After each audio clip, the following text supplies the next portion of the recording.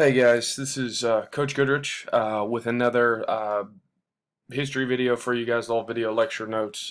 This is for my 8th grade American history class. This is the Unit 9 Part A, or Unit 9 Part 1 Version A. In your notes, it's only split up into 2 sections here, but on the videos, because I can only go up to 15 minutes, it's going to be split up into 3. So this is going to be Part A, which is going to be kind of the backdrop surrounding World War I. Now, if you notice up at the top, it says Unit 9, USA and World War I. Now, last year for my 7th grade world history class, we talked a lot more about the overall part of the world wars and the Franz Ferdinands and the different alliances and everything that got started with it. Right now, we are going to focus specifically on U.S. involvement in World War I and how we got started in that policy. All right, there we go. Essential questions. How did the American policy of isolationism contribute to World War I? And number 2, how did World War II set the stage for how did World War I, set the stage for World War II? So go ahead and pause the video so you can write these down, and when you're ready, click play, and we'll continue on. All right, USA entering the war, and this, of course, right here pictured in front of you is Uncle Sam. Some of the more famous Army volunteer recruiting posters are posted up all over the place. I want you for the U.S. Army. It's made. They've been made into a lot of memes and stuff nowadays. Go ahead and open all of this up.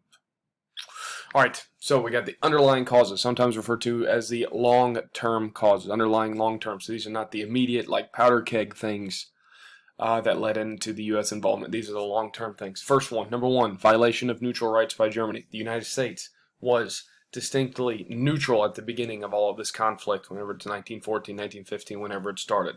Now, we may have been more in favor of the allies of Great Britain and France and Russia, just in terms of our political alignments and beliefs and the number of immigrants we had from those countries. However, we were distinctly neutral.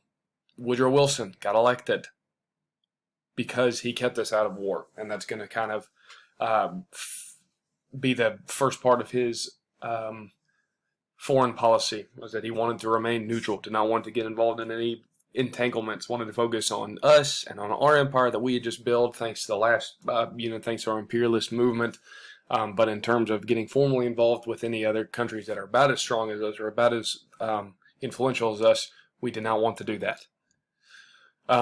However, Germany, through their unrestricted submarine warfare, developing for their naval prowess, having a lot of submarines, what they call U-boats or underwater boats, which were very far advanced, much more advanced than anything that we had or any other allied power might have had. They continued to attack not only American ocean liners, but French and British ocean liners that may or may not have had any Americans on it as passengers, also might not have had weapons and supplies, munitions, money that were being sent indirectly to help the Allied powers. One of the most famous cases was the sinking of the British ocean liner, the Lusitania, on May 7th, 1915. It carried about 200 American passengers on board. Everybody on board died as a result of that. About a year later, you have the sinking of the Sussex, which is a French ship, but once again, more Americans involved. This led to the Sussex Pledge, in which was an kind of an unofficial alliance between the Americans and the French and the British, saying, hey, if Germany doesn't stop sinking these unarmed, quote-unquote, passenger liners, then we were going to have some serious issues with that. However, nothing really seemed to stop the Germans. They kept sinking ships. They kept saying, hey, don't send any over here, especially if you're an American. Don't send any ships over this way, especially those that might be carrying supplies or munitions to our enemies. We did not listen, continued to do so, and continued to try and smuggle weapons into that part of the world, which led to more unrestricted submarine warfare. Finally, this leads us on the 3rd of February, 1917, not 2017, 1917, the U.S. formally breaks diplomatic relations off with Germany as a response to that. Little known fact, the Lusitania is actually one of 3 ships that was made by the same company that made the Titanic, like a sister ship to it.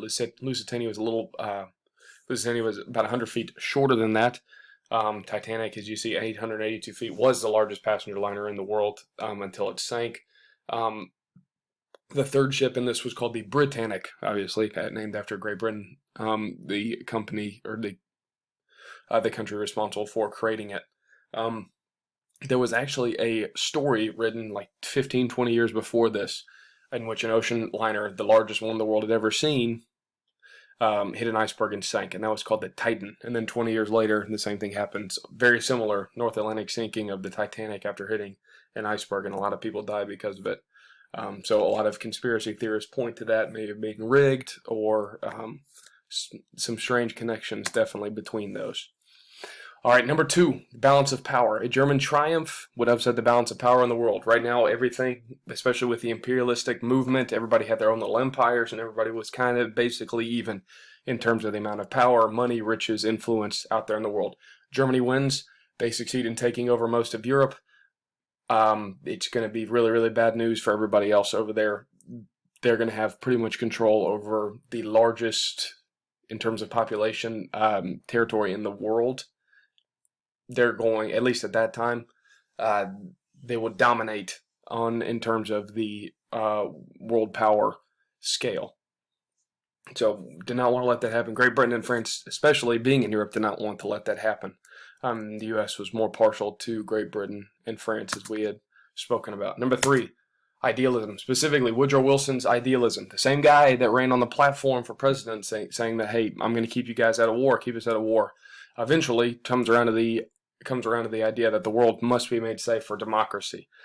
This is what we would call interventionist. This is kind of the opposite of isolationist in terms of foreign policy. It kind of molds our ideology in terms of politics today, where we feel as Americans a need to kind of interfere with, or interact at least, with every other country in the world, because we think that that everyone kind of needs to copy our ideas in terms of democracy, which I would argue for the most part is a good thing. Yes, have the people having a say in their government and what happens in there is a good thing. But it leads us to put our noses in things that maybe we shouldn't get involved in from time to time. So when you have the Kaisers of Germany and the leaders of Austria-Hungary and the Ottoman Empire, and then you have versus all of these other democratic nations, we tend to side with those that follow our political ideology, and that kind of follows today with that. And the last of the underlying causes, the Zimmermann Note. So around this time period, the German foreign minister, Arthur Zimmermann, the guy that was in charge of connecting all and making all of these relationships with other countries, all these foreign powers work, sends a coded telegram to Mexico. The Mexican officials receive it. Basically what happened is they said that if Mexico goes to war against the United States, and if Germany wins what would become World War I, Germany will return lands taken by the United States in their various conflicts with Mexico, most specifically the lands of Arizona, or the states of Arizona, Texas, and New Mexico. A lot of ifs in there. It's a coded message. It was intercepted by intelligence officials in the United States. This really turned public opinion against Germany. Kind of an underhanded, sneaky way to try and help your side out. Pretty much just try and keep the United States busy enough to not enter the war in Europe, which the Germans did not want at all. So this really turned public opinion against it. Last one, so we got your 4 main long-term causes: violation of neutral rights, Woodrow Wilson's idealism, the global balance of power, and then the Zimmermann Note, and then your immediate cause for the U.S. joining the war. Not the immediate cause for why World War I started, but the immediate cause for why we got involved is between March 12th and March 17th of 1917, 4 unarmed American ships were sunk without warning by German U-boats. A lot of people died, so quote-unquote innocent people died. This is what motivated us finally to say, okay, enough is enough. We have to do something. We have to protect our rights both here and abroad. So a couple weeks after that, President Wilson's going to call for an emergency session of Congress to start. Remember, the president cannot declare war, but he can see if he can get other people to kind of do it for him. If he can get Congress to declare war for him, because that's the only branch of government that can do that. So he does. He goes. He pleads his case, saying, "Hey, at this point, we need to do something about this." They're going to have a vote on April 6th. Congress formally declares war on Germany. In fact, there were only 6 people that voted against fighting in the entire Congress, so it shows how strongly people felt about it. Now, this lady, pictured here, is Jeanette Rankin. She was the first woman to be elected to be a representative for a state. She worked for the state of Montana. That's the first of her famous distinctions. The second is that she's the only person in history to vote not only against entering World War I, but she was the only person to vote against entering World War II after the bombing of Pearl Harbor by the Japanese in 1941. So not only was she in office for a very long time, and she was very popular in her state, but she was also a lifelong pacifist, not believe violence solved anything. So that kind of what separates her from everyone else. All right, so this is the end of part 1 or part A of the notes. So make sure you have those out, and that hopefully you have those out and you're filling those back. If you need to go back and want to re-listen to something or re-see something, please restart the video over, go back and through the parts that you need. But yeah, I appreciate it, guys. You guys stay safe out there, and another one will be coming out very shortly. Thank you.